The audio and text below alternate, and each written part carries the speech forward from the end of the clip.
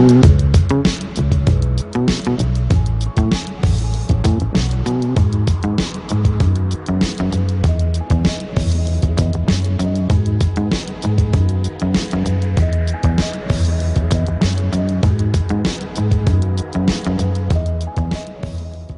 y señores, muy buenas noches. Bienvenidos a otro encuentro del ciclo de conferencias Argentina y el Mundo. Hoy con la honrosa visita del presidente de la Academia Argentina de Letras y miembro de la Academia Argentina de la Educación, doctor Pedro Luis Barcia. En el lapso de aproximadamente 3 meses, es la segunda vez que a instancias de las instituciones que auspician este ciclo contamos en nuestra ciudad con la presencia del doctor Barcia. Más que hacer una crónica de su extenso, vasto currículum, yo quisiera señalar algunos aspectos destacables a mi juicio que se han ido tejiendo en esta corta pero fructífera amistad que hemos trabado con él, que va desde lo personal a lo institucional. Tiempo en el que hemos podido valorar cualidades poco frecuentes en los hombres públicos. En la primera visita del doctor Barcia tuvo una iniciativa muy feliz, reconocida, con relación a las bibliotecas populares de nuestra provincia, al gestar una donación vía Fundación Cultural Santiago del Estero de 2.400 libros que hizo entrega el doctor Barcia en esa oportunidad, acompañado por 2 miembros de la Academia Argentina de Letras, la doctora Olga Fernández Latour de Botas y el doctor Federico Pelzer. Las muestras de afecto, calidez y sencillez que los directivos de la Academia otorgaron a los miembros representativos de la Federación de Bibliotecas Populares Santiagueñas no es común, les decía, en aquellas personas que detentan algún manejo del poder. Por lo tanto, ya quedó la seña, la expresión distintiva de una manera de ser que se ha ido afianzando en el trato personal, en el conocimiento mutuo, en la posibilidad de entablar ideas para realizaciones futuras que, a no dudar, van a resultar beneficiosas y positivas para nuestro Santiago, con una característica que yo quiero señalar de manera especial. Hombre de ideas, escritor, ensayista, poeta, profesor universitario, con muchas distinciones, tanto a nivel nacional como internacional, pero y aquí quiero agregarle un valor agregado de suma importancia: hombre de acción. En ese gesto que tuvo en el viaje anterior el doctor Barcia de venir a Santiago del Estero, lejos de Buenos Aires, dejar la modalidad o quizás la imagen formada en el interior del país que a veces se tiene de estas instituciones académicas, está reflejado ese camino abierto, fraternal, que él como presidente pretende dirigir desde esa entidad que preside. Por lo tanto, yo creo que esta oportunidad, la temática elegida, los valores de la lectura, son atracciones, motivaciones fundamentales para encontrarnos no solo con el presidente de la Academia Argentina de Letras, con un escritor reconocido, sino con un excelente orador, como lo van a ver ustedes. Por eso no me explayo más y ya mismo los dejo en compañía del doctor Barcia. Gracias.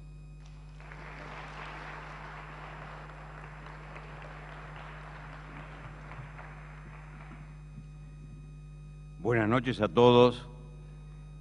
En primer lugar, agradezco la presentación de don Guillermo Dajols, que me recuerda aquella frase del pintor norteamericano que decía: cada vez que haga un retrato pierdo un amigo, porque nunca queda satisfecho el destinatario del retrato con lo que el artista es. Este hombre, en cambio, va ganando amigos porque hace retratos buenos sobre materia mala.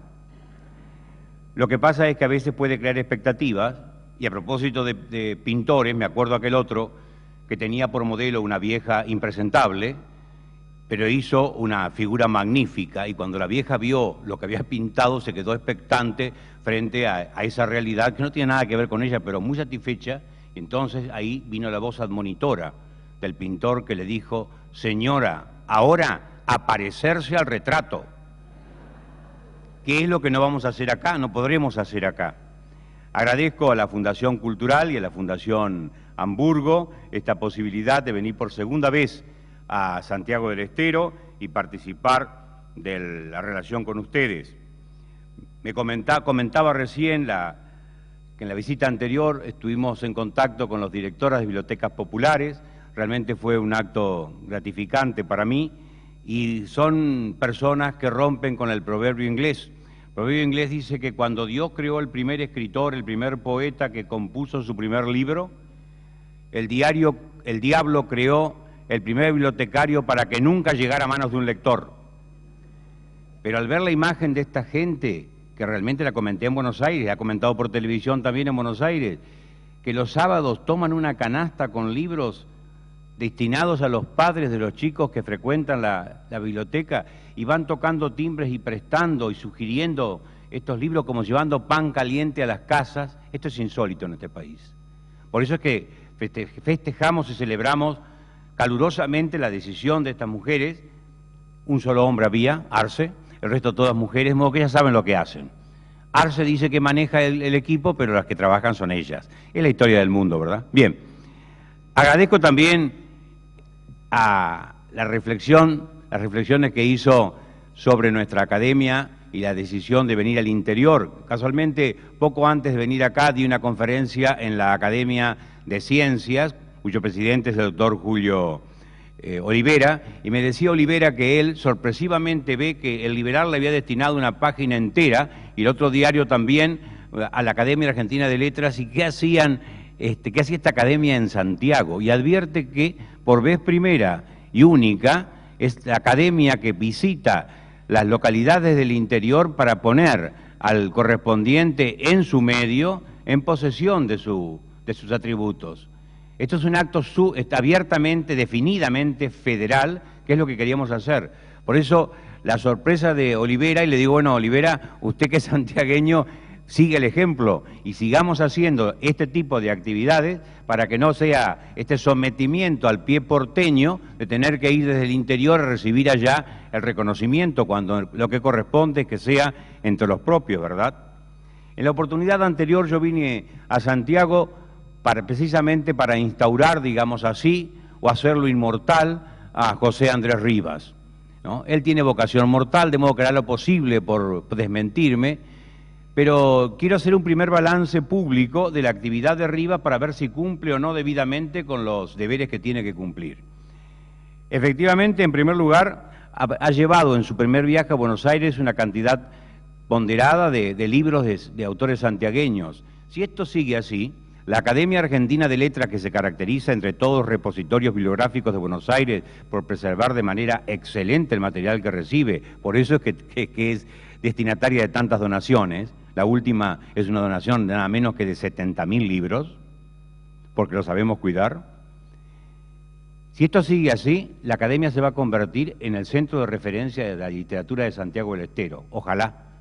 Ojalá, y todo aquel que quiera saber, en esta incomunicación nacional que tenemos entre las provincias y la capital, qué es lo que se publica en Santiago del Estero, cuál es su literatura, puedan tener acceso entonces a la Academia Argentina de Letras.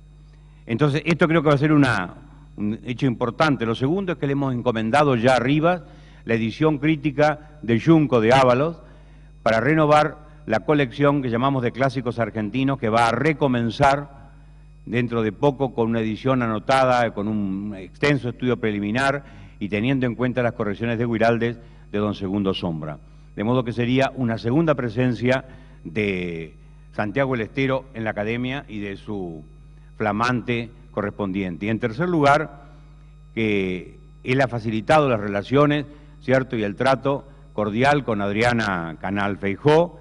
Ya con ella hemos concretado la entrega a la Academia del material de su padre y vamos a hacer el catálogo total de lo que nos aporte. Este catálogo vamos a duplicarlo para que, según se me indique, a qué autoridad de Santiago del Estero debe venir. Es importante que esto esté aquí en poder de ustedes, aunque los textos estén en poder nuestros allá. Hay realmente una colección importante de teatro, de poesía, de ensayos poco conocidos sobre teoría teatral, por ejemplo.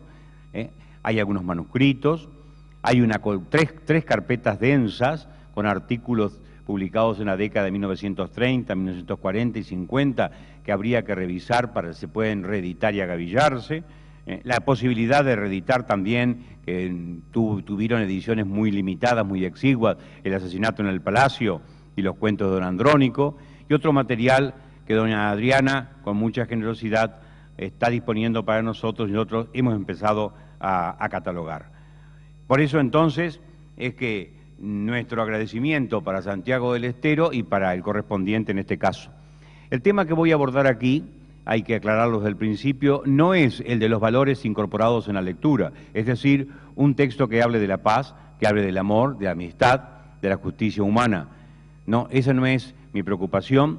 Esto sabemos que ha sido una preocupación larga en la educación, inclusive ha habido distintos tipos de textos compilatorios de este material, desde las fábulas y los apólogos que tienen una enseñanza inclusa, ¿verdad?, en la moraleja, y que no son precisamente el mejor método para la enseñanza moral, aunque la gente no lo entienda. La moraleja no tiene que ser explícita, sino que tiene que ser extraída y deducida, o inducida, mejor dicho, por el niño. Esto lo hemos comprobado en los jardines de infantes, cuando vamos a leer cuentos, de donde me lleva mi hija o mis hijas a leer cuentos a los chicos. Los chicos no necesitan de la moraleja explícita, porque además es como una especie de muleta para el que no sabe trabajar por sí solo. De modo que es un error haber creído ante tanto tiempo que las fábulas son los instrumentos ideales para la enseñanza moral. No es así. Lo más, en todo caso, adoctrinante en esto, con lo que está incluido en ellos, son los cuentos. Son los cuentos, son las leyendas y aún los refranes que en alguna oportunidad comentaré, si tenemos tiempo, cómo hacemos el trabajo. Durante mucho tiempo se han agavillado también libros que compilan el material de casos, de problemas, de situaciones que pueden ser útiles para la enseñanza de los valores. Y yo creo que en estos momentos el libro más importante que se ha editado en nuestro país es el libro de los valores de López Quintás, publicado por Puerto de Palos. Es un libro nutrido, muy importante, y que tiene escaso valor, poco valor en el mercado para comprarlo, de modo que creo que debería atenderse. Pero de esto no me voy a ocupar, de los libros destinados exclusivamente a enseñar valores, que contienen valores, no, me voy a referir exclusivamente aquí a los valores, a las excelencias que la lectura motiva en el lector. Trate de lo que trate, aunque toda lectura humana sabemos que trata de hombre, como decía Mallea, un libro que trate sobre peces, escrito por un hombre, trata de hombres siempre, aunque cualquiera sean los temas que aborden. Y antes que nada quisiéramos definir qué cosa es el valor, muy elementalmente. Dice el filósofo Louis Lavelle que el valor es aquello que rompe nuestra indiferencia. Efectivamente, yo he hecho una mirada sobre el mundo, vengo mirado así, lo veo a Guillermo, no me atrae, pero me detengo en esta morocha. Ella sí me atrae, porque tiene un valor para mí, un valor que no tiene él. Entonces ha roto mi indiferencia. Esa mirada olímpica que algunos pasean sobre la realidad, cuando se quiebra atendiendo a algo, es porque hay un valor presente. Y los valores no están dados en el aire, ni teóricamente, están encarnados en personas, en textos, en obras dramáticas, en acciones, en jugadas de fútbol. Los valores están allí, están incorporados a la realidad. Son, como decía a propósito, son IVAs, son valores agregados a la realidad que están asociados íntimamente a ella. Llevar a un chico a reconocer ese valor es una tarea difícil de lograrlo, pero hay que proponérselo, ponérselo por delante y ayudarlo, asistirlo a que lo descubra. Y una vez que lo descubre, se apropia de él y se interesa. Y esta es la tarea de la enseñanza de valores, pero no es el objetivo de la charla mía acá. Indudablemente, me preguntaba recién la periodista Eugenia, qué referencia puede darse o qué proyección, mejor dicho, puede darse la enseñanza de la lectura y de la lengua referida a los valores en el próximo proyecto de leyes.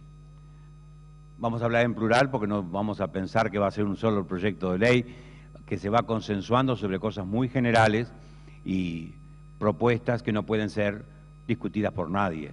Las propuestas hasta ahora son como los argumentos de Dr. Berkeley, aquel filósofo inglés de quien se dice que esos argumentos no admitían la menor réplica y no provocaban la menor convicción. Esto es lo primero que hay que decir, y es así. Vamos a ver después cómo se implementa esa ley, cómo se baja en la reglamentación al aula, porque el problema que tuvimos con la ley anterior claramente fue que no es una mala ley, pero los ajustes y las acomodaciones a la realidad, la reglamentación de la ley fue nefasta, fue tremenda. No sé si ustedes saben, y hago un pequeño charco, la famosa EGB y el polimodal no existían en el proyecto que se elevó al Congreso, que elevó Salonia, que es un maestro nato, un hombre que sabía lo que hacía.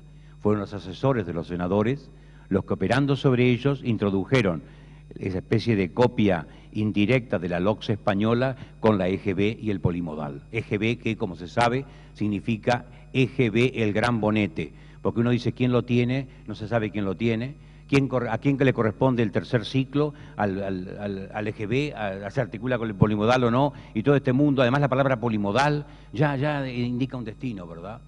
Es una palabra misturada, porque poli es griego y modal es latino. Viene mal barajada la cosa, porque la criatura estuvo mal bautizada con dos lenguas que no se conllegan, no se llevan bien en esta palabra, y por lo tanto es como televisión, tiene muchos conflictos, porque tele es griego y viso es latino, tendría que haber sido el nombre longaviso o telescopio, como telescopio.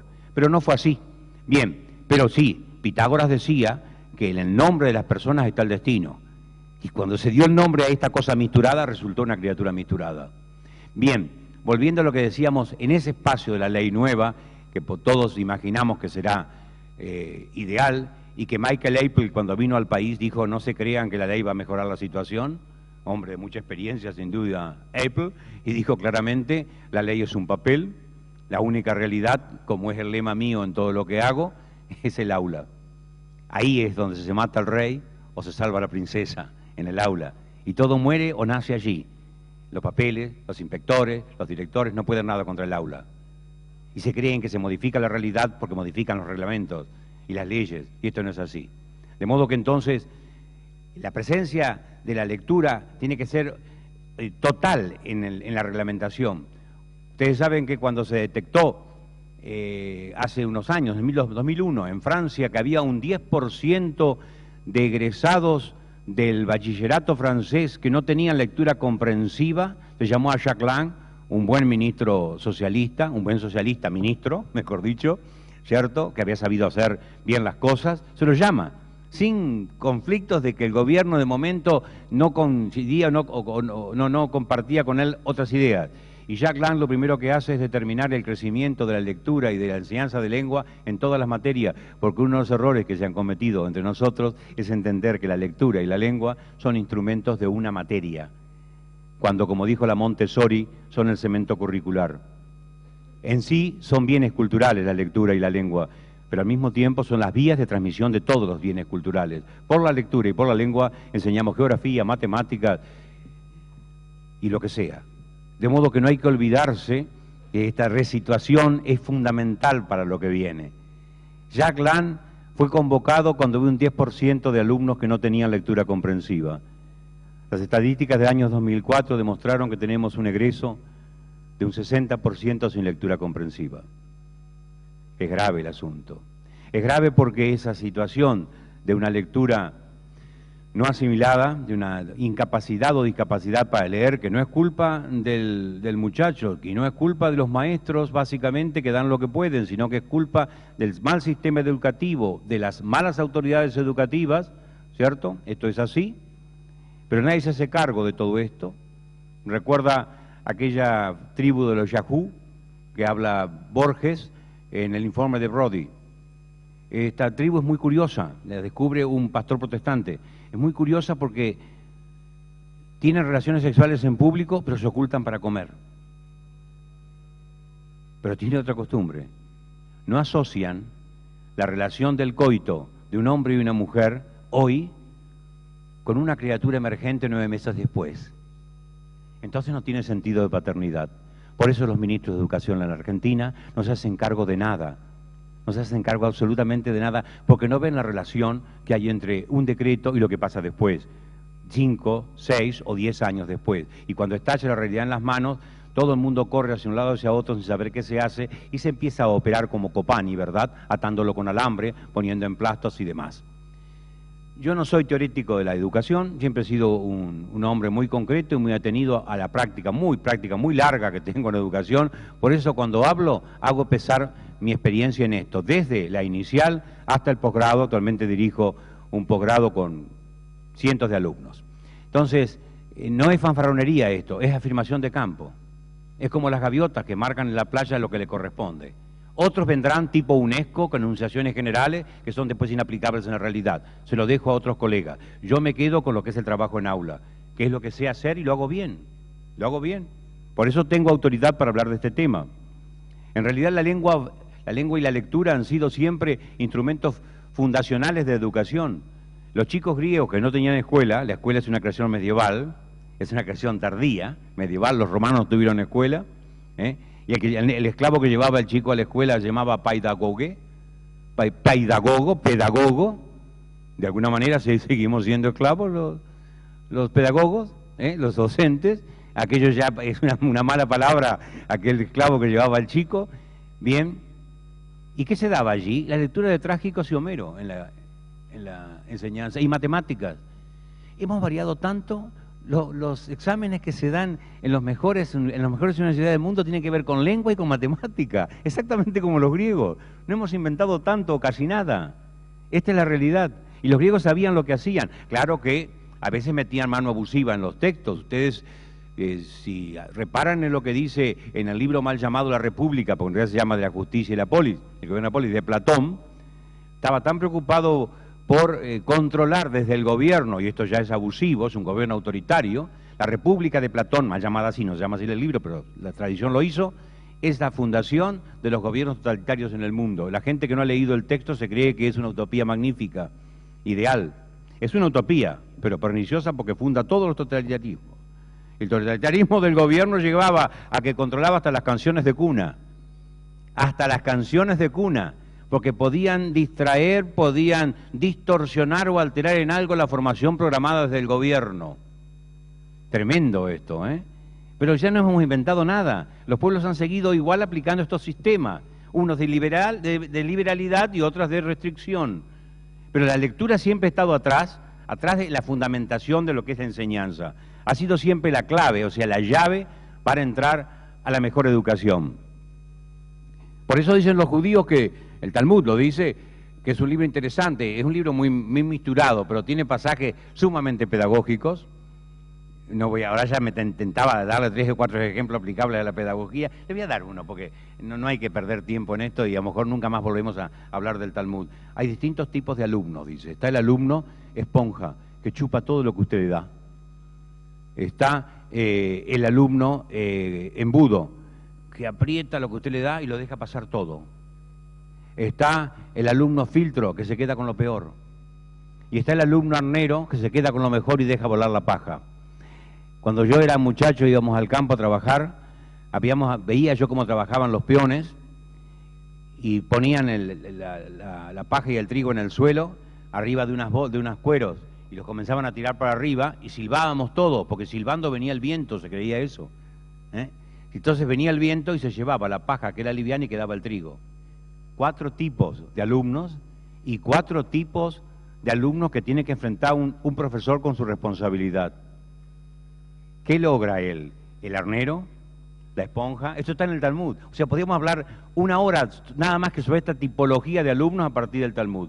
Pero el Talmud dice algo que vamos a vincular ahora a la lectura, y es que Dios escribió 2 libros, la Torá, o sea, la ley y los profetas, y en segundo lugar, el mundo. El mundo es un texto. Por eso el viejo lugar común de llamar al mundo textum mundi, el texto del mundo. Ahora, tenemos que esperar hasta Goethe para que diga lo que dijo esclareciendo esto. Dice Goethe, en el texto del mundo nosotros somos letras, pero al mismo tiempo pretendemos ser lectores. Yo sería una O rotunda, ¿cierto? Guillermo una I, expirada, bien. Hay gente acá que sería mayúscula, José Rivas sería una errata en el texto, y así parecidamente. ¿Pero qué quiero decir con esto? ¿Qué quiso decir Goethe? Que si usted está implicado en el texto como signo y pretende leerlo desde afuera, es imposible. No existe la objetividad. Somos sujetos que tratamos de interpretar una realidad que no nos es ajena. La objetividad que proclaman los medios es un horizonte de aspiración, de expectativa, como dice Gadamer. Nada más. Nosotros, ¿en qué dignifica el hombre? Esforzarse hacia la objetividad. Pero hay que tener cuidado, no la alcanzamos casi nunca, o nunca, mejor dicho. Garroneamos la objetividad. Tantaleamos, para utilizar un verbo que inventó Quevedo, como tántalo, que él que trataba de alcanzar la fruta y se le iban de la mano y el agua igual. Pero no somos objetivos. En el texto del mundo somos, y cuando leemos un texto no somos, gracias a Dios, objetivos. Somos sujetos operantes. De ahí la atención que la educación requiere al sujeto para enriquecerlo en esa capacidad de contacto con el texto. Leer significa, la vieja palabra indoeuropea, reunir, pero al mismo tiempo significa recoger. Por eso la lectura tiene que ser selecta, de lo mejor. Cuando le dan a un ágrafo, que no hay que despreciarlo porque la tradición de la memoria es más grande que de las letras, y uno que es doctor en letras se siente infamado porque un peón de una estancia de La Rioja retiene un cuento que viene de la India hace 28 siglos, y no tiene ni lecturas ni escrituras. Por eso no hay que vanagloriarse tanto de las letras, pero son necesarias sin duda. Pues digo, de alguna forma la selección de lo que se hace es importante. Cuando un ágrafo ve un conjunto de negros, de cositas negras sobre un papel blanco, no tiene acceso, lamentablemente, a la lectura. Es como decía Sarmiento, que no sabía música. ¿Qué le parece, maestro? Le decía, ministro, le decía un músico que le presentó una partitura. Y decía Sarmiento, y veo una serie de negritos subiendo por un alambrado. Bien, más allá del chiste, él reconocía que no tenía oído. La lectura, en primer lugar, es un diálogo, por esto es importante. Es un diálogo.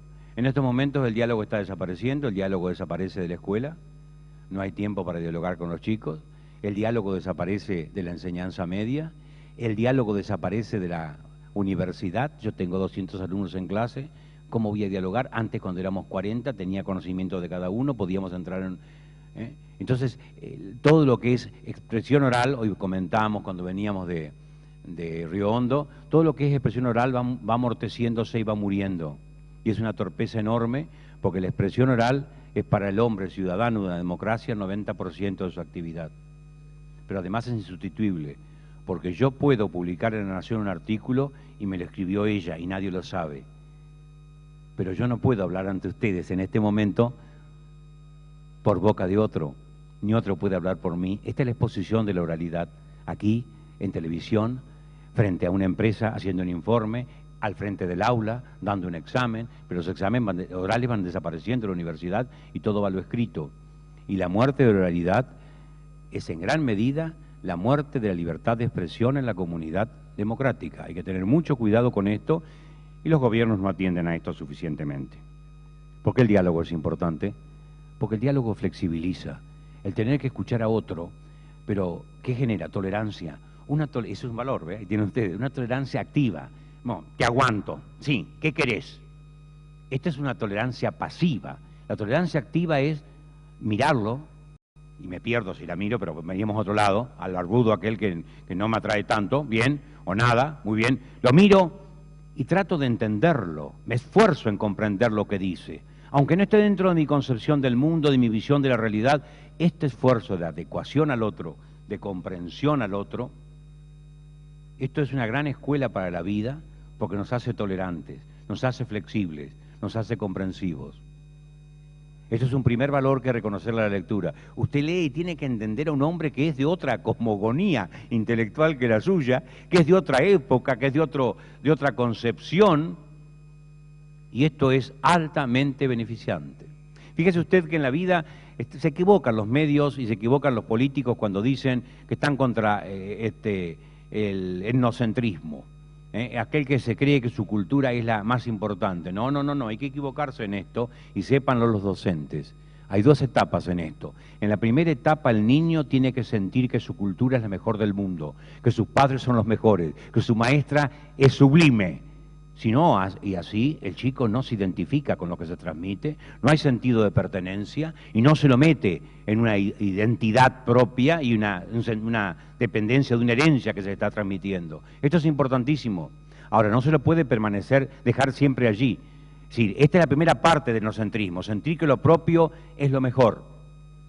Es natural, todas las culturas son etnocéntricas inicialmente. Por eso el mito de Manitú.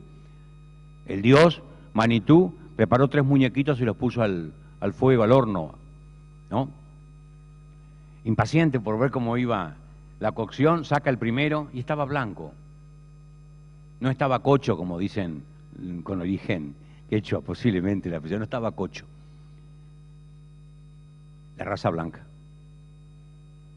Entonces deja un poquito más, saca el segundo, un color cobrizo, un color ideal, el de los indios que Manitú, que cultivaban el culto de Manitú, y se pone a mirarlo y se detiene y se olvida del otro, y cuando va a sacar está negro.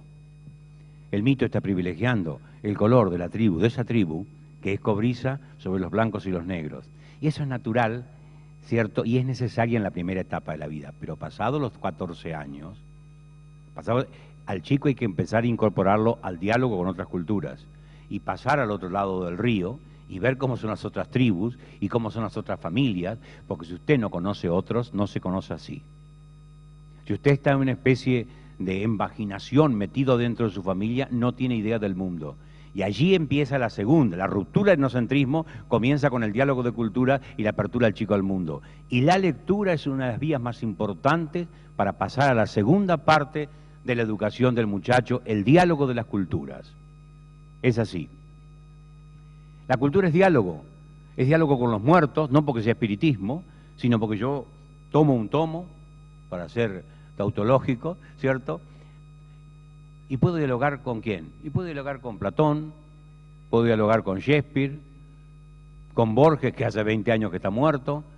Diálogo con los muertos, porque es un diálogo. En segundo lugar, es un diálogo con los vivos, que no son los porteños exclusivamente, sino que es aquellos que están distantes de nosotros, a lo mejor, gracias, distantes de nosotros, pero nosotros podemos, mediante la lectura, estar en contacto con ellos. Usted lee un autor contemporáneo de la China, del Japón, de Croacia, y está dialogando con él. Y esto facilita la tercera forma de los diálogos, que es el diálogo consigo mismo. Es decir, la reflexión, después de hablar con los muertos, de tener idea de lo que fue el pasado, de hablar con los vivos, es decir, saber qué piensan otros hombres como uno, hablar consigo mismo y reflexionar. Quevedo decía en aquel soneto referido a la lectura: retirado en la paz de estos desiertos, con pocos pero doctos libros juntos, vivo en conversación con los difuntos y escucho con mis ojos a los muertos. Un cambio, una metátesis de ojo por oreja, de ojo por oído. Escucho con mis ojos a los muertos. Lo cierto es que la lectura es importante, pero más importante es la relectura. Cuando yo estaba en segundo grado, la señorita Blanca Joray de Grané nos enseñaba geografía haciendo superponer a un esquema de la Argentina un papel manteca o de manteca, de las dos maneras se decía, donde estaban el sistema hidrográfico argentino. Y después un segundo papel manteca casi transparente donde estaba la división de provincias de la Argentina. Y un tercer papel manteca donde estaban las capitales de la Argentina. Y cuando queríamos acordar, después de 3 planos sucesivos, teníamos la Argentina total. La relectura se va dando así por planos que se superponen, se integran, se van articulando hasta tener la idea total del libro. Por eso releer es la verdadera forma de leer. Llevémoslo a la imagen. Usted ve pistola desnuda, por ejemplo, para citar una cosa baladí pero entretenida. Cuando usted ve por vez primera la película, ve el primer plano nada más, porque además tiene que leer los cartelitos, no tiene tiempo. Pero cuando ya sabe el argumento y casi lo que se dice, ve el segundo plano y pasan cosas en el segundo plano que en el primero no lo advirtió. De modo que cuando usted va penetrando de a poco, usted lee el Quijote y la primera vez que lo lee se encuentra con que la acción le lleva todo. Pero al conocer la acción en la relectura del Quijote, aunque sea los 7 primeros capítulos, que es una primera unidad de una novela ejemplar, pues se encuentra con otros niveles y van como alfajores santiagueños, con capas, con muchas capas, cuando el texto vale. Hay textos inválidos, textos idiotas, textos absolutamente negados, que no tienen ni capa, ni una capa. Pero sí, cuando vale la pena, la relectura es aconsejable, porque la lectura no vale suficientemente, no es suficiente. La lectura también ejercita en esta voluntad de aplicación, de atención al texto, de querer entender el texto, de volver sobre él. La atención es la capacidad que los chicos tienen más vulnerada en nuestros días. Está vulnerada la atención por la ejercitación que muchos medios electrónicos van ejerciendo sobre ellos, mejor dicho, la influencia que van ejerciendo sobre ellos y la modificación de la forma de percepción. Uno dice muy ligeramente que los medios electrónicos, que la tecnología en general no modifica, no es ni buena ni mala. No es ni buena ni mala, pero influye. No influye una heladera, que es un medio técnico, igual que un videoclip. No es igual. Y van modificando de tal manera la forma de percepción del chico, que esto es lo más grave como modificación que se está dando en la educación asistemática fuera de la escuela.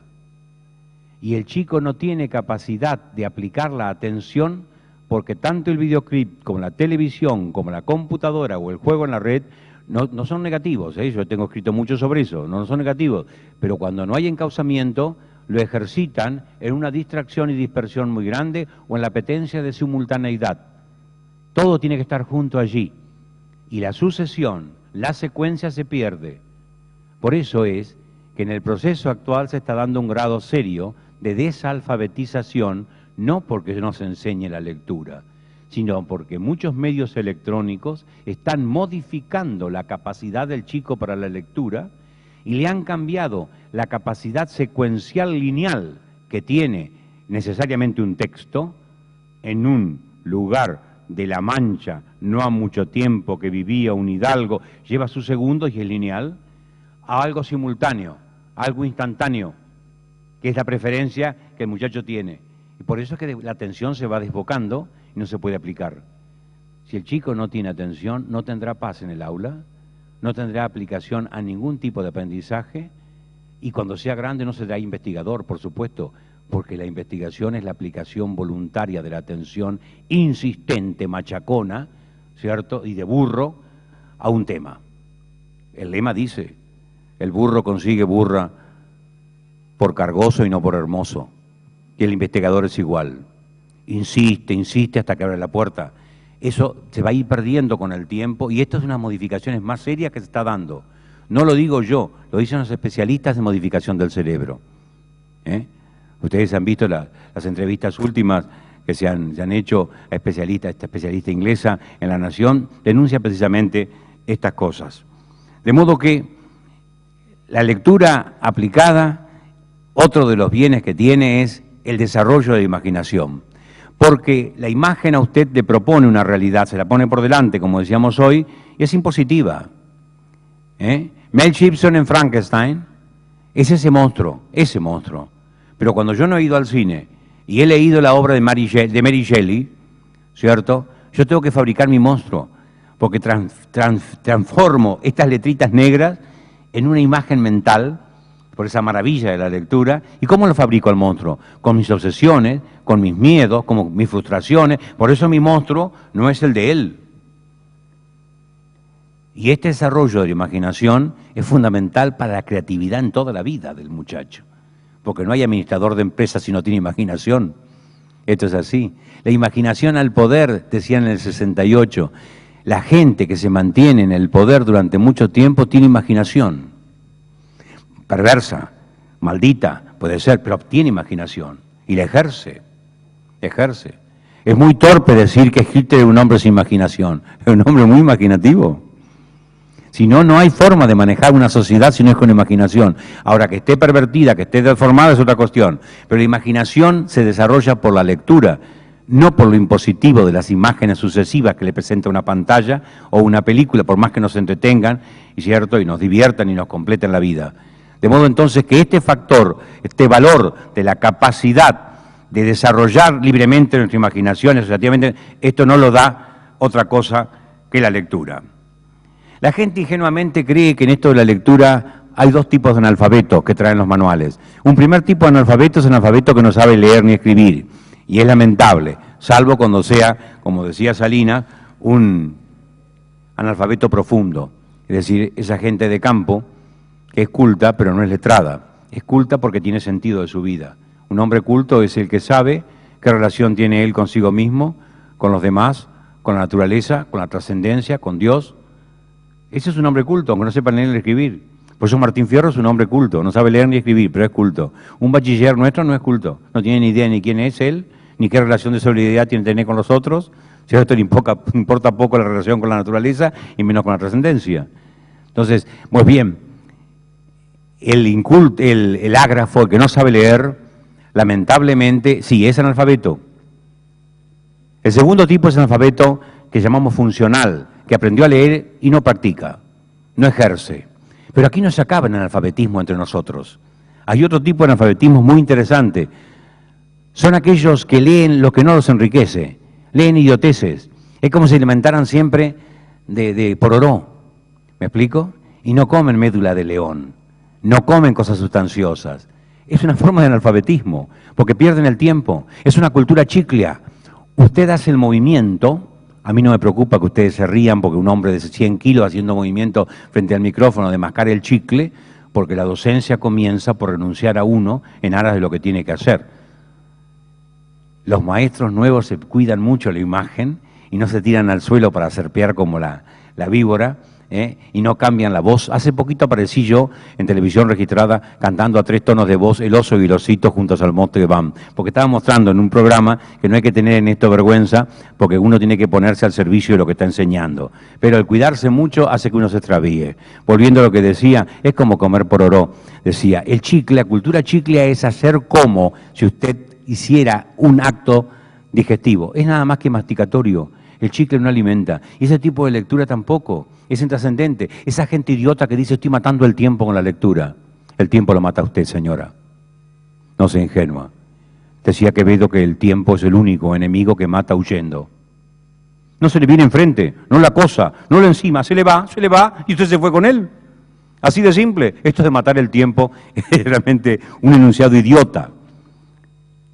Es realmente también una forma de alfabetismo los que han leído un solo libro.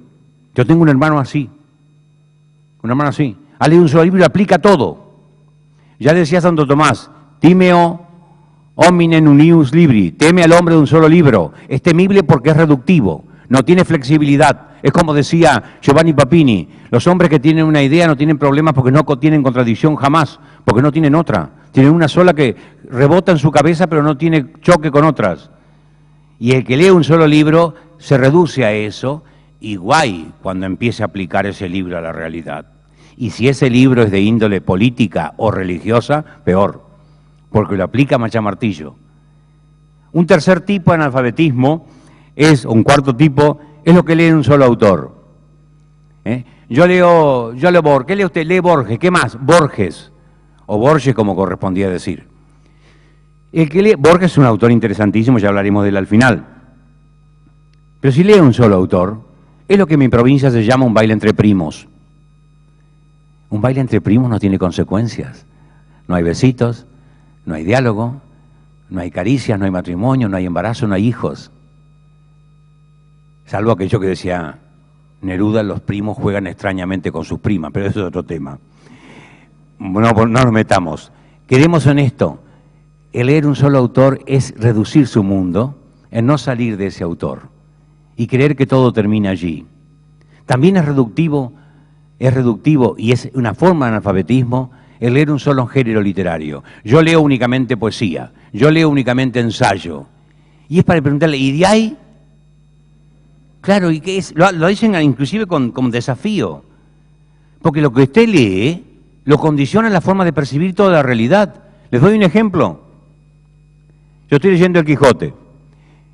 Yo soy un lector de novelas policiales. ¿Qué leo de novelas policiales? Nada más que novelas policiales. Esto no está mal, para empezar. Yo parto del sujeto que me dan a mí para que enseñe a leer, parto de lo que está leyendo. Y hablo de sujetos que en una época tuve sujetos de 17 a 25 años para retomar la lectura. Si usted a los 18 no le creó el hábito, difícil crearlo después, ¿no? Pero bueno, una asistencia personalizada puede superar el hecho. Entonces yo tenía, en mi pensión de La Plata, tenía una visita permanente de 6 o 7 pibes por semana que venían a que le hiciera un plan de lectura para aprender a leer y a superarse. Yo tomaba un tipo que leía nada más que novelas policiales. Muy bien, le daba una novela policial primero de Jackson Blake, después le pasaba a Conan Doyle, después lo pasaba a Chesterton y después a La muerte y la brújula de Borges. No lo saqué del género, pero lo promoví en dificultades de lectura y el tipo se acreció. ¿Me explico? Pero usted no puede quedarse en esto. Partamos del hecho de que soy un lector de novelas policiales y comienzo a leer El Quijote. En un lugar de La Mancha, de cuyo nombre no quiero acordarme, en 8 tiempo que vivía un hidalgo de Dalga Astillero, Dalga Antigua, Rocín Flaco y Galgo Gordó, una novela. Vuelvo para allá. En un lugar de La Mancha, de cuyo nombre no quiero acordarme. ¿Por qué no quiere acordarse del nombre? Estoy leyendo desde la sospecha a que me habituó la novela policial. Y lo que yo no sé es que de cuyo nombre no puedo acordarme, significa no quiero acordarme, no puedo acordarme, significa, en el siglo XVII. Así como en un lugar no es un espacio, un lugar es un pueblito chico. Por eso nosotros cuando leemos hoy El Quijote ya lo estamos deformando en su primera interpretación, porque no sabemos filológicamente lo que significaba. Pero para eso están los anotadores que nos ayudan. Volviendo entonces a lo que decía, el leer un solo género también es una forma de analfabetismo. Los que leen textos simples, lineales, que no tienen complicaciones, porque esto es llevadero, sin duda, pero esto es como besar una vieja o chupar un clavo. Es decir, ni se besa ni se chupa, ¿verdad? ¿Por qué? Porque usted se enriquece con un texto y se enriquece con valores a medida que el texto le presenta dificultades crecientes. Por eso la necesidad de lecturas graduadas con creciente dificultad. Una lingüista, psicolingüista argentina, que actualmente está de profesora de psicolingüística en Milán, hace poco me mandó un libro que trata sobre Borges. Yo creo que es raro que se dedica a Borges, claro, pero no, el libro no en realidad es sobre Borges, es a propósito de Borges. Analiza el efecto lectural que tiene Borges en los lectores. Les desarrolla capacidades y hábitos que otros no desarrollan. Por ejemplo, un autor como Borges que maneje la paradoja, lo obliga a usted a contrapensar a partir del enunciado simple que la paradoja tiene, diciendo, por ejemplo, una paradoja de Chesterton, como la orden de indulto llegó demasiado tarde, el condenado fue puesto en libertad.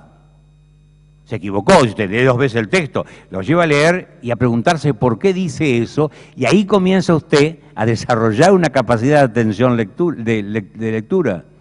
El texto irónico lo lleva a ver segundas intenciones en el texto. Entonces no es un texto que usted se va de resbalada como en un tobogán, que es hacia donde vamos en la educación. Una educación sin exigencias, una educación sin límites, una educación sin ejercicio. El músculo no se desarrolla por el hecho de que usted se siente en el gimnasio frente a una máquina. Tiene que moverse usted. Ahora que se han inventado máquinas para los que no quieren hacer esfuerzo. Lo toma la máquina, lo masajea, lo empuja, lo tira, lo encoge y usted se cree que ha hecho ejercicio, ¿no? Pero nuestra cultura es una cultura de tobogán y es una cultura de esquí, para abajo. No tenemos cultura de alpinismo o de andinismo, para ser más argentino. La cultura del esfuerzo nos está faltando desde hace por lo menos 15 años. Y cuidado porque la proclividad argentina es hacia no esfuerzo. porque el argentino tiene entre dos virtudes fundamentales que tiene, una es la hospitalidad. Estaba leyendo antes de venir, pese a las llamadas insistentes de Guillermo que quería que bajara, el Buenos Aires y el interior de Alexander Gillespie, que es un prisionero inglés que quedó entre nosotros, ¿cierto? Y que fue, después de las invasiones, quedó en San Antonio de Areco, después pasaron a Córdoba.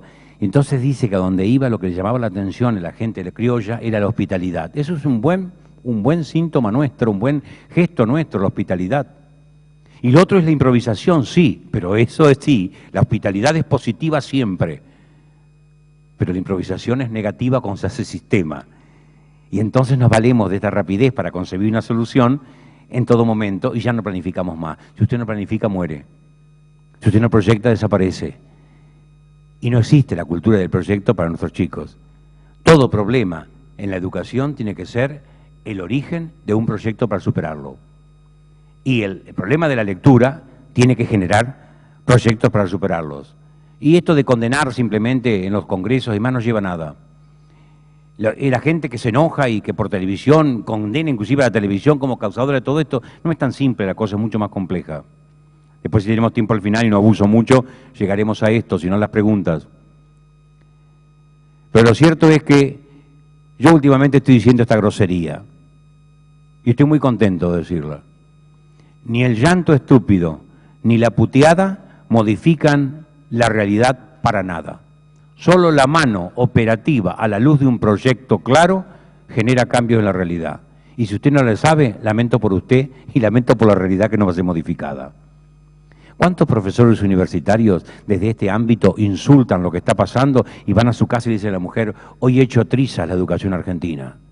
¿Pero y qué hacen por ella? Yo puedo denunciar por cada cosa que estoy diciendo un proyecto detrás.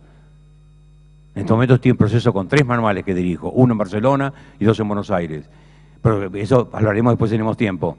Sí, y si digo que hay que leer, ahí están las 100 obras que le presenté a Filmus y que Filmus sorpresivamente aceptó. Las 100 de las mejores obras de Teatro Universal y que están ahora en oferta pública de compra. 15.000 ejemplares de cada tomo de los 100 para dotar a las bibliotecas de los colegios argentinos. ¿Dónde nace esto? Me escucha Filmus hablar en una conferencia de estas 100 obras que tengo para el tercero EGB y Podimodal, y me dice, me la manda, así como no, la vio y me dice, estoy sorprendido de la amplitud de criterio, y usted está sorprendido porque a mí no me conoce, y se cree que un académico es una persona estrecha y engolada. Sí, tiene razón. Lo puede ratificar la academia ratificó. Y allí fue las 100 obras y me dice, vamos a adoptarlas. No, ministro, va a adoptar 70. Las otras 30 se van a negociar. Acuérdese lo que le digo. Y así fue. Pero 70 están. Y la gente me dice en la academia, ¿por qué modifica la lista nuestra? Y porque tiene derecho a hacerlo. Pero ha aceptado 70 de los 100. 2/3. Tenemos que estar orgullosos de la propuesta que hicimos. Y así como Lugones en la biblioteca de Ojo de Agua pudo leer en la biblioteca que inventó Sarmiento de tapas verdes y letras doradas en la cubierta, La Jerusalén liberada de Tasso, traducida al español por supuesto, y La vida de los insectos de Metterling, y ahí se desarrolló una mente al mismo tiempo científica y creativa, poéticamente hablando, en Lugones, en una escuelita perdida. Yo he estado en Ojo de Agua y sé lo que es eso, ¿cierto? Terminé una conferencia y la gente me traía un quesillo, una botella de arrope. En mi vida he llorado como en esa oportunidad. No eran pagos, daban lo que tenían, satisfecho porque un hombre de cierto renombre, que sabemos que la fama es la suma de pequeños equívocos que se van tejiendo mediante los medios, y uno se los administra mejor, bueno, iba ahí a atender el día de Lugones a hablar de eso. Bueno, en ese pueblito de Lugones estuvo contacto ocasionalmente este chico, que fue un autodidacta acá prácticamente, con esto, y fue lo que fue Lugones. Entonces le digo a Filmus, ministro, haga una colección así que tenga la primera posibilidad de la lectura, que estén los libros allí. Ahora, esto no soluciona el problema. Segundo problema es mover al alumno a la lectura. El refrán, hoy le decía a un periodista, el refrán africano dice, usted puede llevar el buey al agua, pero no puede obligarlo a beber, si no lo motivó para el agua. Yo uso proverbios africanos porque los docentes hacemos el África, no nos hacemos la América. Por eso siempre uso proverbios africanos. Y este es uno muy interesante. La motivación para que pase de la cercanía en que lo puso al texto es toda una lucha. Y en eso tenemos que acentuar el futuro nuestro y apostar a esto. Volviendo un poquito a lo que veníamos diciendo, también son, si los que leen textos ligeros que no le exigen este tipo los que leen textos servidos, que le dicen todo, o esos textos que le subrayan las ideas principales, lo tratan de inválido mental a usted. Unamuno se insultaba a esos que le subrayan en bastardilla la idea central para que usted la advierta. ¿Pero qué se creen, que soy estúpido?, decía. Y Montesquieu decía, yo tengo más citas que cortesana antigua, ¿cierto?, pero me apoyo en ellas porque las he leído, no las tomo de diccionario de citas, sino de lecturas hechas. Y las asimilo y las aplico. Y decía Montesquieu, el buen escritor escribe con ideas intermedias. El lector se encuentra con que está una idea al lado otra, pero no hay puente. Para eso está el lector. El lector es un pontonero, un ingeniero de ejército que empieza a construir un pontón para unir una idea con otra, y ese ejercicio, no lo servido, no Pablo Coelho, ese ejercicio a usted le desarrolla capacidades y le descubre valores y lo habilita para textos cada vez mayores. Y los que leen textos contemporáneos, solamente textos contemporáneos, también son una forma de analfabetos. Why? Because descubren el Mediterráneo. ¿Qué significa esto? La gente que no tiene idea de la tradición literaria dice, veo, fíjate qué notable, ¿cierto? La modificación de Michel Vitor, por ejemplo, está todo escrito en segunda persona. Usted fue tal cosa y tal otra, o tú mirabas por la ventana y tú hiciste tal cosa, una narración en segunda persona. Esta gente descubre el Mediterráneo porque el Mediterráneo hace rato que fue descubierto.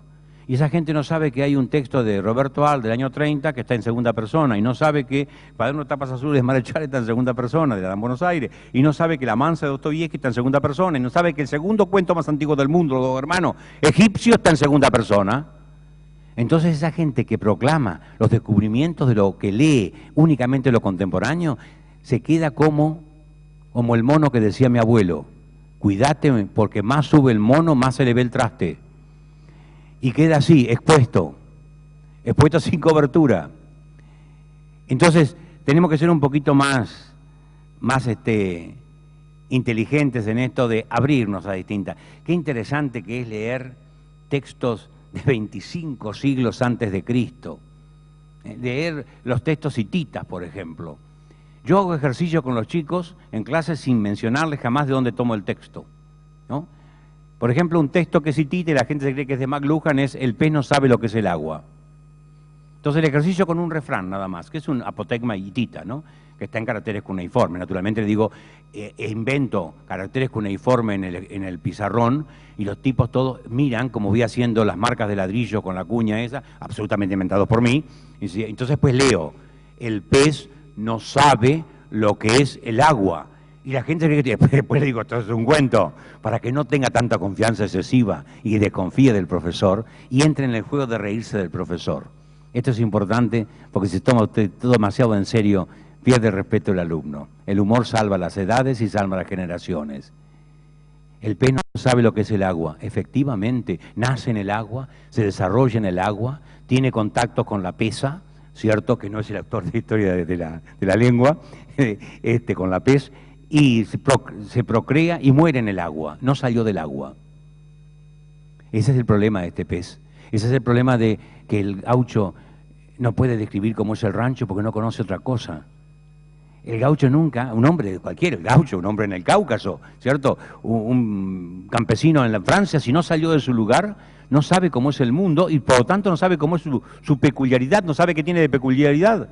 Por eso conviene leer otros autores, conviene leer autores de otras épocas, por varias razones. En primer lugar, porque usted comienza a conocerse mejor, como decíamos, y en segundo lugar, tiene sentido de la tradición. El pez no sabe lo que es el agua. Le pregunto, primer ejercicio, ¿qué significa esto? Entonces, la explicación que acabo de dar, los chicos la desarrollan. Segundo, aplicame esto a una situación cotidiana tuya.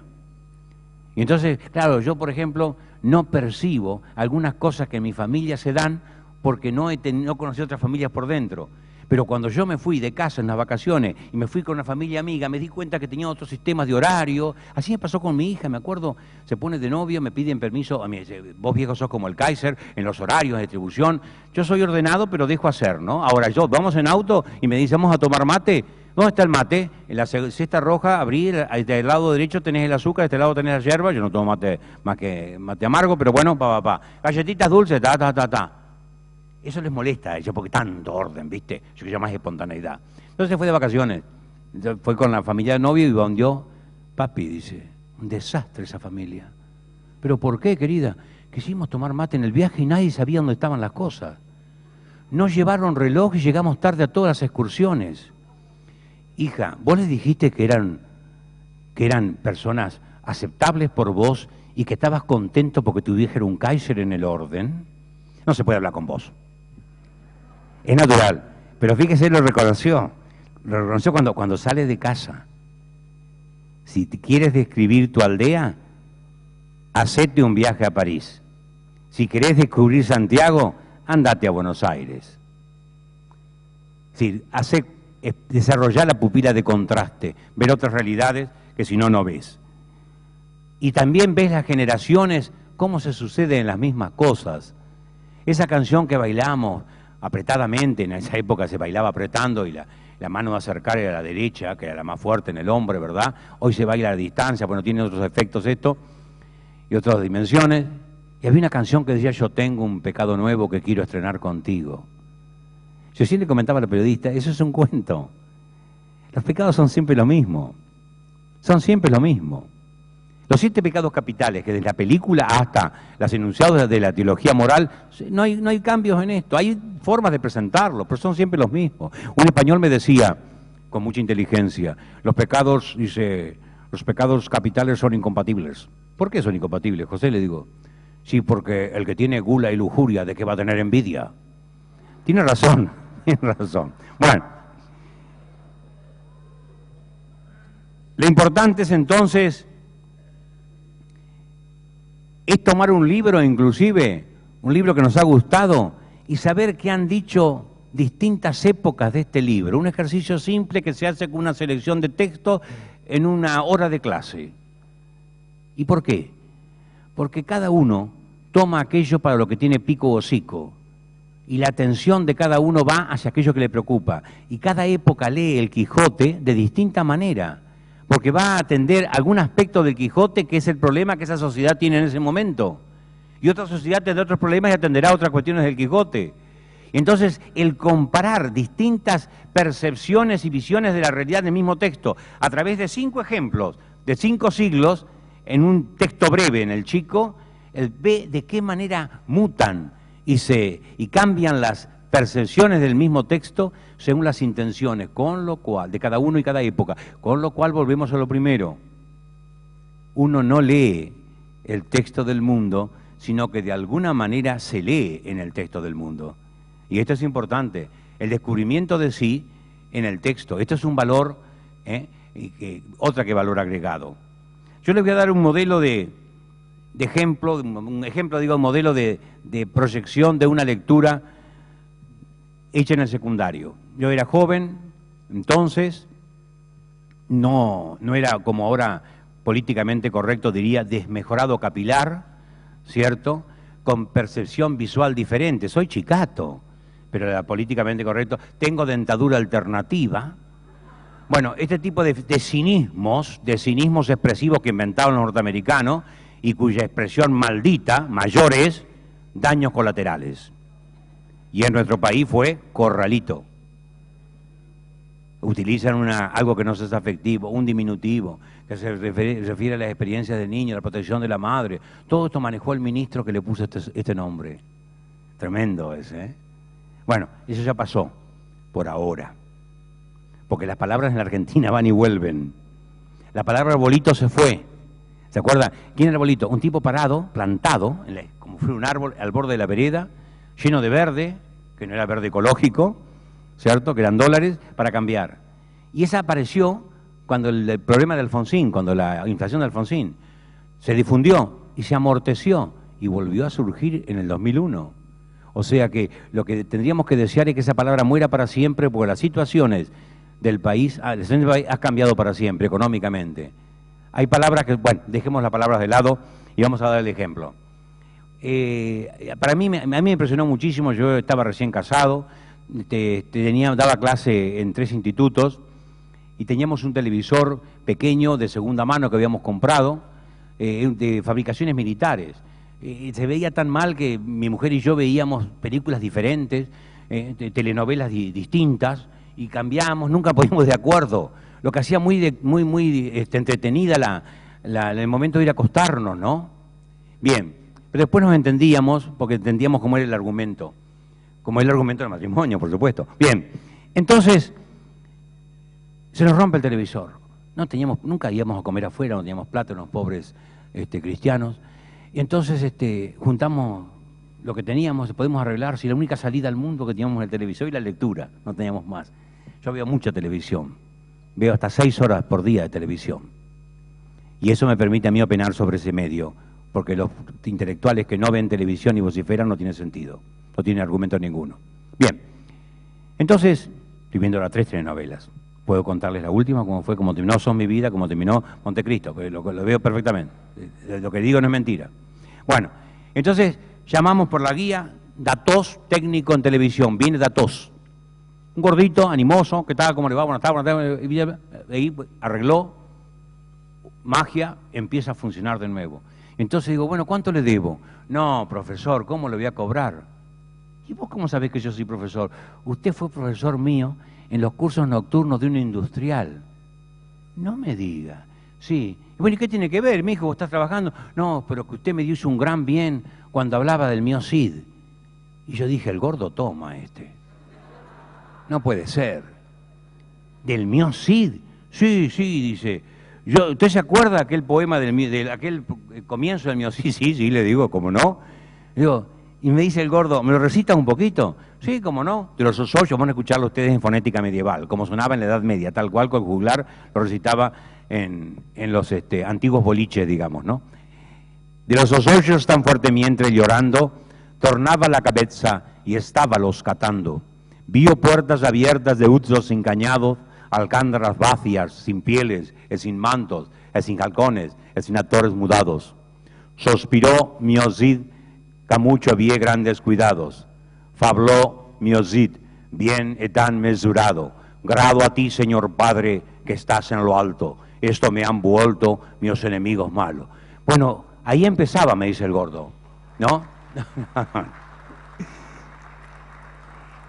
Esto para que se vea, dice, los héroes no lloran. Todos los héroes lloran, pero son héroes porque se recuperan del llanto.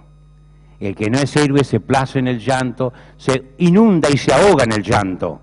El que levanta la cabeza sobre el llanto, ese es el héroe. Y cuando le había cruzado una madrugada clara, me dijo Cruz que mirara las últimas poblaciones y a Fierro 2 lagrimones le rodaron por la cara. Vuelve a llorar un héroe.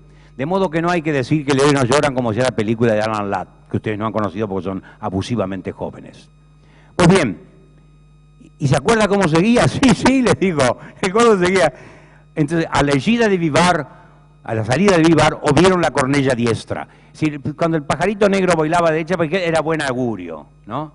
Entonces, mi Cid y lo suyo, aunque era un hombre cristiano y no creía en el vuelo de las aves, que era de cultivo arábigo, se entusiasmó, porque tenía como un anuncio, ¿viste? Me pasó un gato blanco por delante, no un gato negro. Entrando a Burgos, vieron la siniestra. Del otro lado le voló. Entonces ahí viene el texto que al gordo le había impresionado. Y yo decía, el recitaba y decía, meció mio Cid los hombros, engrameó la tiesta. Albricia, Álvar Fáñez, cachados somos de tierra, mas a gran honra tornaremos a Castilla. ¿Qué significa meció mio Cid los hombros, engrameó la tiesta? Le explicaba al gordo y a los técnicos de electricidad ahí, y como yo era el muchacho, dice, meció, se sacudió los hombros diciendo, no puedo que esto me agobie, no puedo permitirlo, se saca de encima el mal pensamiento, el peso de la opresión en que estaba y engrameó la tiesta. Acá está, le decía yo, aquí está el gesto del héroe.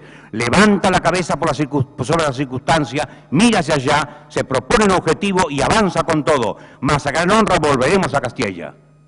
Digo, y ahora explícame qué tiene que ver con vos. Usted sabe las veces en la vida en que yo me vi mal económicamente, en mi negocio o en mi matrimonio con mi mujer y me acordaba de este verso y levantaba la cabeza y superaba la circunstancia.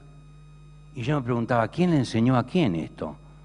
Porque estaba aprendiendo del gordo y estaba aprendiendo algo que todo docente debe saber. Uno nunca sabe frente a quién habla y qué consecuencias van a tener las palabras que uno lanza. Esta es la responsabilidad del docente. No puede perder en ningún momento el control de lo que está diciendo, porque esto puede tener efectos notables, como en el caso de datos, o negativos. Y ahí me di cuenta del poder de la literatura, el valor que para el muchacho fue este pasaje del Miocid, que cada vez que tenía una dificultad se ponía el libro, se ponía el texto y avanzaba. Entonces ahí empieza a pensar uno, voy terminando porque esto es larguísimo, ¿no? Dejamos de lado todo esto, ¿no? Realmente, y ahí valoré algo que ha desaparecido de la enseñanza, universitaria, porque la culpa de los malos maestros es de los malos profesores que tienen, y los malos profesores son generados por una mala universidad. La universidad no se preocupa por la realidad docente en que el maestro y el profesor van a ser insertados. Vive autistamente en un mundo ajeno a esa realidad. No tiene sentido con qué se van a encontrar. Por eso la universidad jamás enseña la lectoescritura, y como quien no la aprendió, no aprendió las técnicas que son complejas y difíciles, la universidad va a enseñarla a los maestros después como profesor de un instituto de formación docente. Imposible. Como si jamás vio la lectura infantil, la lectura juvenil, va después a hablar sobre esto. Por eso los colegas míos, cuando yo organicé en la provincia de Buenos Aires los primeros institutos de formación docente, convoqué colegas y tuve un desengaño muy grande. Enseñaban Cortázar y Borges para las maestras. ¿Por qué no la Osita Tantana? ¿Por qué no el Patito Coletón, que acabo de ver que es el nombre de un instituto de aquí donde se han reunido para la enseñanza, para la práctica de la lectura en la enseñanza inicial? Con mucho gusto he visto el primer día que llegué. Estos textos no son vistos jamás por un profesor y por ignorarlos no puede enseñarlos. Nadie da lo que no tiene, luego las maestras no podrán ser formadas jamás por quien no tiene esta capacitación. El problema comienza en la universidad y no se va a solucionar con facilidad porque tienen una soberbia muy grande las universidades y no van a admitir que ningún gobierno ni ningún ministro les corrija la plana pidiéndole que se abran a la realidad concreta en que se van a insertar los alumnos. Y la práctica docente cada vez está peor. La práctica docente del profesor universitario. Digamos esto como son. Bien, vamos cerrando un poquito. Importa entonces que todos estos valores de enriquecimiento, de comparación, de sentido de la tradición, el pez no sabe lo que es el agua, ¿cierto? Y después que termina el chico de aplicar todo esto que decíamos hoy, que me había olvidado de comentarlo, yo le digo, ¿sabés qué edad tiene esto? Esto tiene 40 siglos. Si usted le hace un discurso sobre la tradición, el tipo ni le escucha. Pero después de haberse ejercitado con esta expresión y haberla aplicado y haber interpretado lo que pasaba en su casa mediante el pez no sabe lo que es el agua y demás, decir que esto se dijo hace 40 siglos quiere decir que las cosas no han cambiado tanto y la humanidad mantiene sus rasgos más típicos, como decía la propaganda aquella por televisión. Y esta es una enseñanza importante para matar un poco la idea de que el chico es original en lo que hace y esos estúpidos que le exacerban la originalidad, falsa originalidad, porque cada generación da medio o 1% a la creación del mundo. Y le hacen crecer que son creativos en todo y que tienen una gran potencialidad. No engañemos así a la criatura porque después tiene choques contra la realidad. Es como cuando no sabe leer ni escribir correctamente, no tiene lectura comprensiva y se pone una cola para conseguir empleo y le toca a él y le dan el formulario para que llene y no entiende las consignas de instrucción para llenar el formulario y pierde el empleo. ¿Y quién es el responsable? Go and think to Gardel, anda a preguntarle a Gardel. Anda a cantarle a Gardel. El ministro es Yahoo. Mira para atrás y todos miran para atrás. ¿Y saben qué va a terminar? Los vientres de las madres generan estas criaturas. Esta va a ser la reflexión final a la que vamos a llegar. Bien. Lo cierto es entonces Y yo quisiera referirme a lo que anoche estuvimos conversando en la mesa, cuando me dejaron hablar, porque no me dejaban meter bocadillo aquí en la cena, a una distinción que yo establecí allí, y es que estamos muy acostumbrados a la lectura evasiva, la lectura que sirve para escaparse de la realidad. Cumple una función. Los sociólogos franceses han determinado que gracias a que el pueblo bajo ve determinadas series por televisión donde se redime una muchacha que es empleada doméstica de la casa y termina casándose con el muchacho, esto le neutraliza las tendencias revolucionarias que puede tener frente a la injusticia social. Y la válvula de escape social de la telenovela es importantísima, como fue la lectura de las novelas por entrega en el siglo XIX y principios del XX entre nosotros. Es así. Bueno, lo evasivo es importante porque usted puede salir de la realidad triste y gris que vive todos los días y se embarca y viaja con Sinbad, o viaja con Julio Verne, o viaja con Salgari, y tiene vidas vicarias. Usted se siente de alguna manera el héroe, ¿cierto? Y en el templo, en busca del templo de la perdición, es el protagonista, y el chico lo siente así, está muy bien.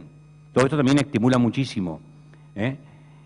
Y está el hecho de mi sobrina, que cuando le pregunté por qué leía novelas de 600 páginas, me dio una explicación que es la que me dio el librero cuando le pedí que hiciera una consulta a 10 lectoras de novelas de 600 páginas.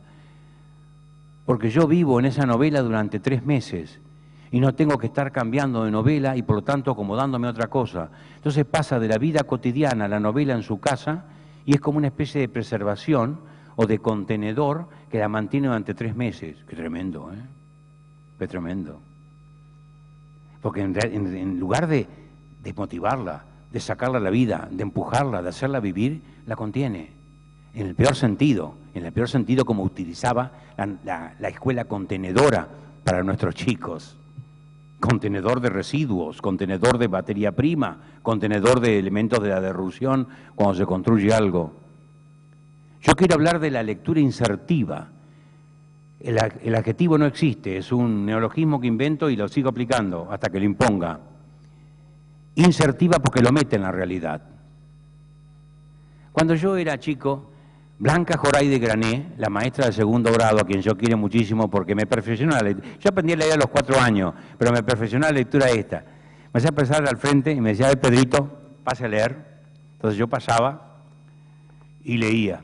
Nadie lo vio en Unánime Noche, nadie vio la canoa de Bambú, en Franco Dorado, pero pocos días nadie ignoraba que el hombre de Saturno venía. No, Pedrito, lea más espaciadamente. Nadie lo vio en la Unánime Noche, nadie vio la canoa de bambú sumiéndose en el fango sagrado, pero a los pocos días nadie ignoraba que el hombre taciturno venía del sur, de una de las innúmeras laderas enclavadas en el flanco violento de la montaña, donde el idioma zen no está contaminado de griego y donde es infrecuente la lepra. Esto es un diccionario, no tiene nada que ver con lo que estoy diciendo, que es las ruinas circulares de Borges, ¿no? Entonces me enseñó esto que es fundamental ella. No, Pedrito, cuando llegue a un punto, levante la vista y mira al frente. Entonces, nadie lo vio en la Unánime Noche. Nadie vio la canoa de bambú sumiéndose en el fango sagrado. Pero a los pocos días, y yo al principio creí que eso era parte del decoro social, que usted tiene respeto a los que están delante y los mira. Pero con el tiempo me di cuenta que lo que esta mujer me estaba enseñando es que yo tenía que ir de la literatura a la vida y de la vida a la literatura. Y la literatura tenía que insertarme en la vida y hacerme comprender la vida y ayudarme en ella.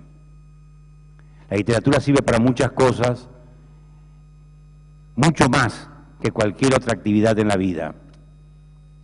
Yo recuerdo uno de los textos más viejos del mundo, tiene 28 siglos, ¿cierto? Vamos salteando cosas porque si no termino más. Bien. Vamos salteando planteos. Un texto que se llama, que es muy poco conocido, El libro del papagayo. El libro del papagayo es un libro hindú, mejor dicho indio, no hindú, indio, de la India, que tiene una ficción de marco, como tiene el de Camerón. Y a partir de ahí se incorpora una serie en ese cañamazo una serie de cuentos. Entonces empieza así el papagayo, el libro del papagayo. Una mujer casada con un marido que tenía que salir a ser comerciante, como si fuera un viajante de comercio, estamos hablando de la India, ¿no? Se iba de su casa, posiblemente en un burro, a hacer sus negocios y faltaba muchos días. Y al lado de la casa había un vecino insistidor, requeridor, ¿cierto?, baboseante, que la rondaba a la mujer. Entonces, en un momento determinado, el hombre, que era inteligente, en vez de venir a la casa de la mujer, le dice: cuando te vaya tu marido, te venís a casa. Y entonces la mujer se empezó a emperifollar, el verbo ya no se usa, ¿verdad? Es viejo, como decía que uno escuchara a King Cole. Bueno, se empezó a emperifollar para ir. Tenía un papagayo parlachín. Y entonces, en el momento que la mujer ya casi iba a salir, le dice: escúchame, no sea que te pase a vos lo que le pasó a la mujer aquella con el enano. Y la mujer, curiosa, se siente y dice: ¿qué le pasó a esa mujer con el enano? Y le empieza a hacer un cuento. Y ese cuento se vincula con otro cuento, porque el enano, a su vez, le cuenta otro cuento dentro de esa ficción, y la mujer se enganchó y siguió, y pasó 1 hora, 2 horas, 3 horas, la madrugada, un día, otro día, y vuelve el marido y la mujer está sentada escuchando al papagayo. La literatura sirve hasta para mantener la fidelidad de las mujeres. Muchas gracias.